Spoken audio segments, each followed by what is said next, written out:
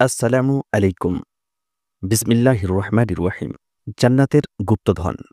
আবু মুসা আল আশারি রাদিয়াল্লাহু তাআলা আনহু থেকে বর্ণিত, তিনি বলেন, আমরা কোনো এক যুদ্ধে রাসূলুল্লাহ সাল্লাল্লাহু আলাইহি ওয়াসাল্লামের সাথেই ছিলাম।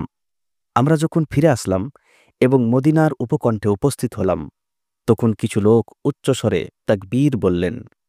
তখন রাসূলুল্লাহ সাল্লাল্লাহু আলাইহি ওয়াসাল্লাম বললেন, তোমাদের পালনকর্তা বধিরও নন এবং অনুপস্থিতও নন। তিনি তোমাদের মাঝে তোমাদের সৈন্যদলের সাথেই আছেন। তারপর তিনি বললেন, হে আব্দুল্লাহ ইবনে কাইস, আমি কি তোমাকে জান্নাতের গুপ্তধন শিখিয়ে দেব না? সেটা হলো লা হাওলা ওয়ালা কুওয়াতা ইল্লা বিল্লাহ। লা হাওলা ওয়ালা কুওয়াতা ইল্লা বিল্লাহ পাঠ করলে জান্নাতের গুপ্তধন লাভ হয় এবং পৃথিবীতে এর দ্বারা অনেক ফজিলত পাওয়া যায়। যে কোনো কাজে আপনি মনোযোগী হতে পারবেন, মোটিভেট থাকতে পারবেন ইনশাআল্লাহ।